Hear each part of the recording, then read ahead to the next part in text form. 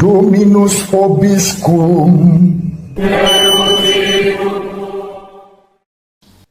Sahabat peradaban kasih ekologis yang terkasih, selamat berjumpa dalam Renungan Harian bersama saya, Romo Alois Budi Purnomo PR, melalui channel ini. Semoga panjenengan selalu sehat, tetap semangat tanpa sambat, dan selalu bahagia. Kebahagiaan yang bersumber dari Tuhan Allah kita. Mari kita awali perjumpaan kita dengan bersatu di dalam doa. Dalam nama Bapa dan Putra dan Roh Kudus. Amin. Allah Bapa yang Maha Baik, Engkau mencurahkan Roh Kudus bagi setiap orang yang membuka hatinya. Sudilah menerima kami yang datang menghadap-Mu, sebab hanya pertolongan-Mu lah yang dapat menyelamatkan kami. Dengan pengantaraan Tuhan kami Yesus Kristus Putra-Mu, yang hidup dan berkuasa bersama Diko, dalam persatuan Roh Kudus, Allah Tritunggal Maha Kudus, yang Maha Esa, sepanjang segala masa. Amin. Dalam nama Bapa dan Putra dan Roh Kudus. Amin.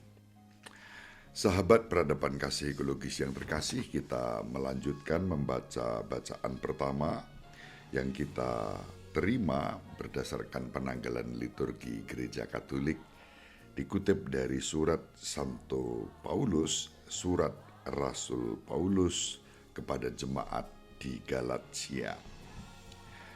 Bab 3 ayat 1 sampai 5. Hai orang-orang Galatia yang bodoh, siapakah yang telah memesona kalian?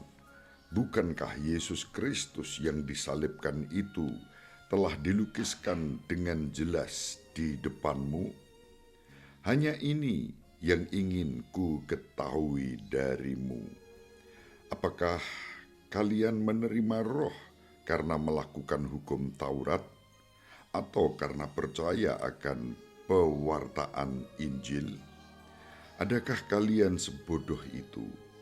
Kalian telah mulai dengan Roh, maukah kalian sekarang mengakhirinya dalam daging? Sia-siakah semua yang telah kalian alami sebanyak itu? Masakan sia-sia? Jadi bagaimana sekarang? Tuhan telah menganugerahi kalian Roh dengan berlimpah-limpah, dan Ia telah melakukan mukjizat di antara kalian. Adakah Ia berbuat demikian karena kalian melakukan hukum Taurat, atau karena kalian percaya akan pewartaan Injil? Demikianlah sabda Tuhan. Syukur kepada Allah. Sahabat peradaban kasih ekologis yang terkasih, dalam suratnya kepada umat di Galatia, Santo Paulus tegas menyebut orang-orang Galatia itu sebagai orang-orang yang bodoh. Mengapa? Karena mereka lupa akan karya Allah di dalam hidup mereka, bukannya mengikuti kehendak Roh Kudus, Roh yang baik, Roh yang membimbing, Roh yang mempersatukan, Roh yang mendatangkan keharmonisan, melainkan dikuasai oleh daging. Daging dalam arti keinginan-keinginan duniawi, keinginan-keinginan egois, keinginan-keinginan manusiawi yang bertumbuh hanya pada kehendak pribadi, bukan pada kehendak Allah. Maka Santo Paulus mengingatkan, kamu telah menerima Roh Kudus. Inilah yang penting untuk kita sadari. Ketika Santo Paulus bicara tentang penerimaan Roh Kudus, ia menyebut bahwa jemaat atau gereja umat di Galatia sebagai orang-orang bodoh. Mengapa? Karena mereka telah mulai mempercayai pesan-pesan orang lain, ya, terutama orang-orang Yahudi yang menyerang pewartaan Santo Paulus. Itu sudah disebut sejak bab 1 ayat 6. Kemudian Santo Paulus mengingatkan pesan yang sudah dia sampaikan. Santo Paulus mengingatkan umat di Galatia bahwa mereka tidak menerima Roh Kudus sebagai jalan untuk mengikuti hukum-hukum seremonial dan norma-norma sosial Musa, tetapi dengan percaya kepada Yesus Kristus, iman akan Kristus.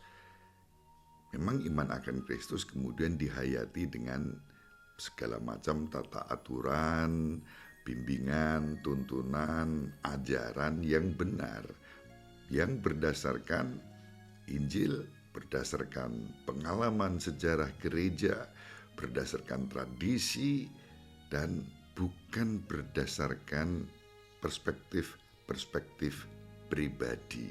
Nah, ini yang penting. Kristus dalam kuasanya telah mewariskan kepada para murid untuk mengajar dan mewartakan sukacita Injil kepada segala bangsa.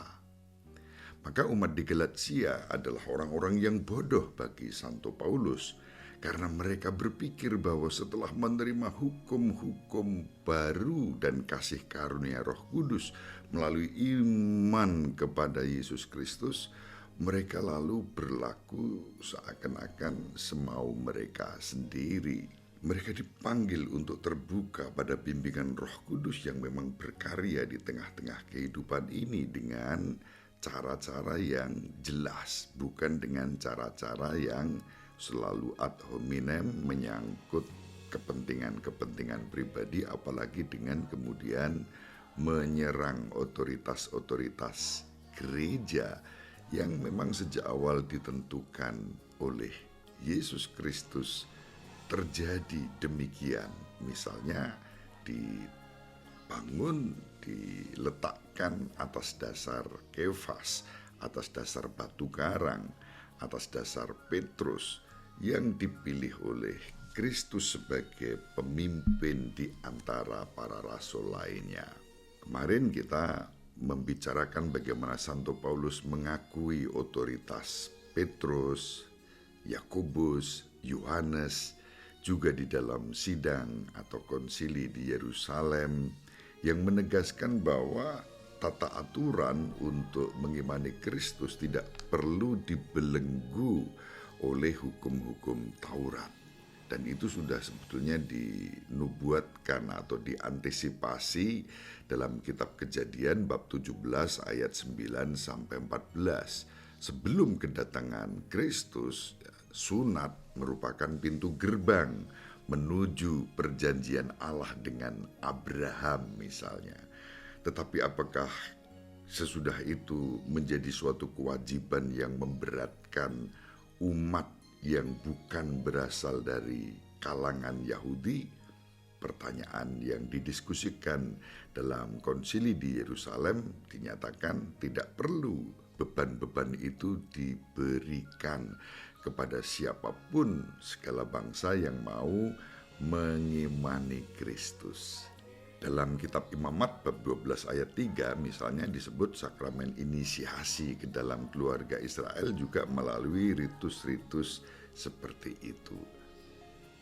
Sahabat peradaban kasih ekologis yang terkasih, Santo Paulus mengingatkan bahwa Yesus Kristus yang tersalib telah menandai titik balik sejarah perjanjian di mana sunat atau hukum-hukum Taurat tidak lagi menjadi yang utama.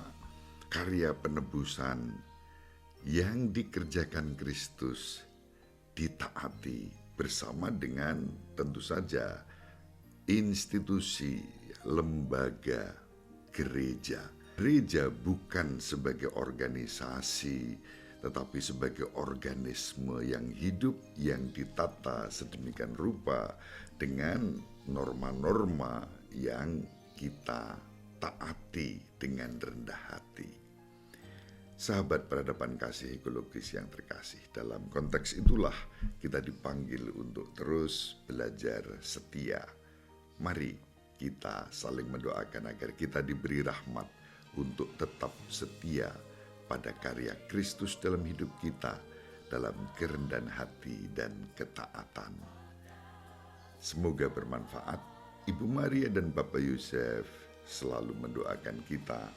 Semoga panjenengan semua sahabat peradaban kasih ekologis yang terkasih bersama seluruh anggota keluarga dimanapun berada dibimbing, dilindungi dan diberkati oleh Allah yang Maha Kuasa, Bapa dan Putra dan Roh Kudus. Amin.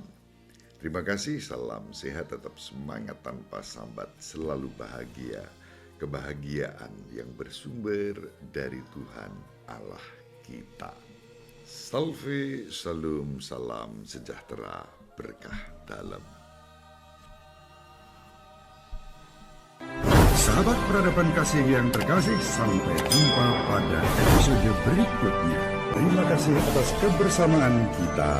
Salam peradaban kasih ekologis, berkah dalam.